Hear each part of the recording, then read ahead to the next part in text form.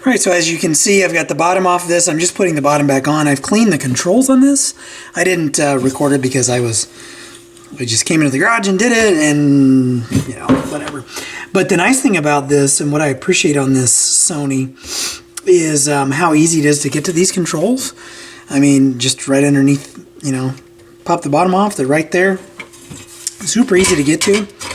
So what I'm going to do now is put the bottom back on, and then I'm going to actually move this and work on the cabinet.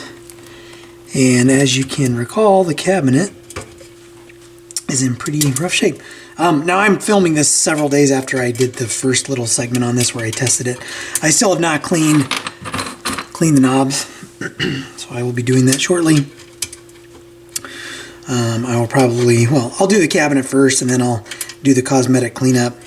And I'll have to see if there are any alignment procedures on this. I'm sure there are, but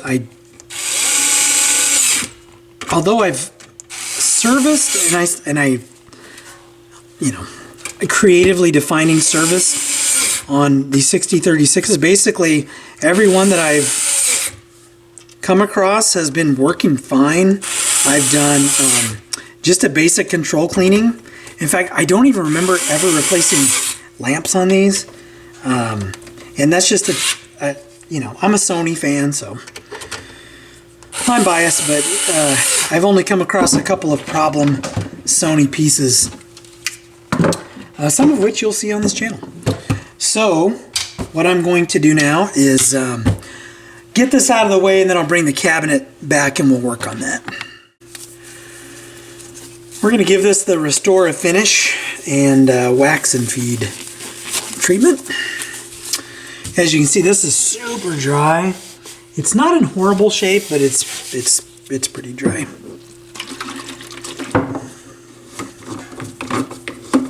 So put a little bit of restore finish on it.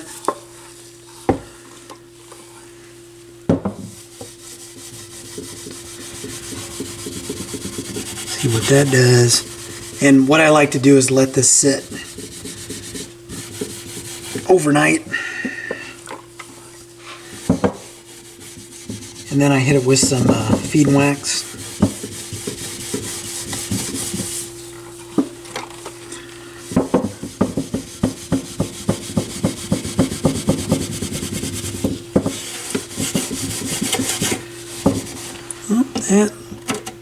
That's a little bit loose.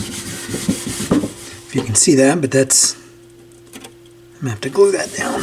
Don't want that to break free there.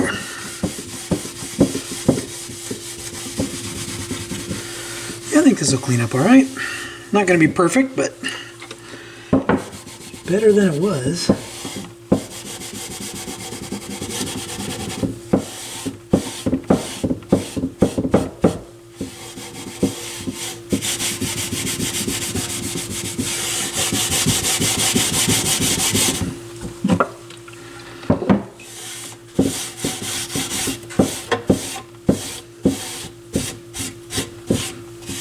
I'll come back and I'll glue that piece down there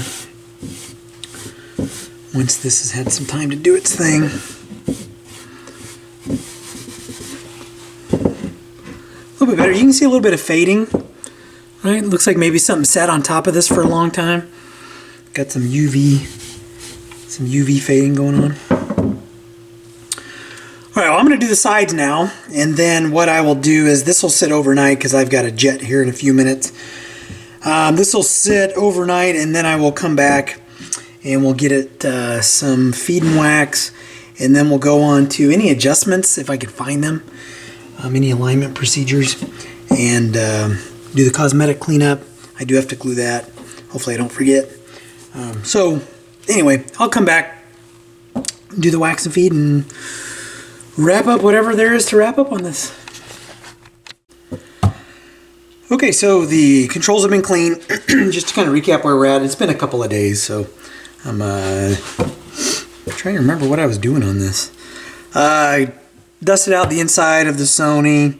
Oh, alignment procedures. There are only procedures listed in the service manual for aligning the tuner. So I could not find any alignment procedures for the amplifier, which I kind of suspected on this.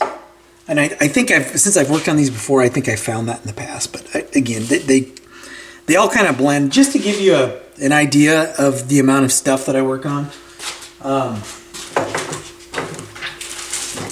So I used to buy these in packs of, I think they were 100 or 80.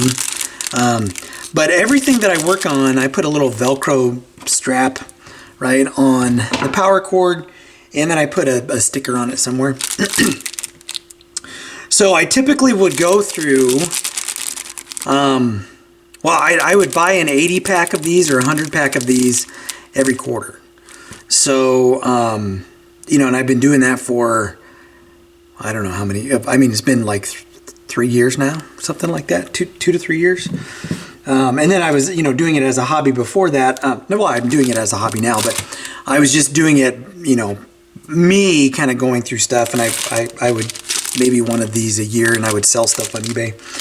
But now that I'm kind of helping out a couple of shops, every quarter I go through between 50 and 100 items, 50 and 100 pieces of equipment. And that's just the stuff that gets a wrap or a sticker on it. So all that to say, all this stuff kind of blends together after a while. All right, so here's the cover. I think I'm going to hit this one more time with some feed and wax. But it is much, much, much nicer. It's not, I mean, it's just this cabinet was in rough shape. So I may hit it one more time, but, and I'll give it one last listen, make sure everything's good on it. But I think I'm going to call the Sony 6036a good. And what I'm also doing is every piece of gear that crosses the bench also gets a review if I haven't done one yet. So I will be doing a gear review on this one that you'll actually see before. So it's February, and I always give some kind of indication as to the date, or not always, but quite often I do. So I'm doing the service, recording in February, but I think this won't be released until like August. But the gear review will come out probably in, I think I'm up through April right now for gear reviews, because I just do those on Wednesdays. I mean, I have enough content right now to almost go through the end of the year. Well, to at least go through probably October. And I have several projects in the queue that I may or may not get to, and these are personal projects. So I've got a lot of content. So all that to say is you're going to see a gear review on this before you actually see this little quick service I did. And I got it cleaned up for the most part. I mean, there's some oxidation on some of the bright work, some of the silver on it. But yeah, good little receiver. Nothing wrong with these Sonys. Again, underappreciated, like most Sony gear. So anyway, as always, if you like what you see, like it, subscribe, and I'll catch you in the next video.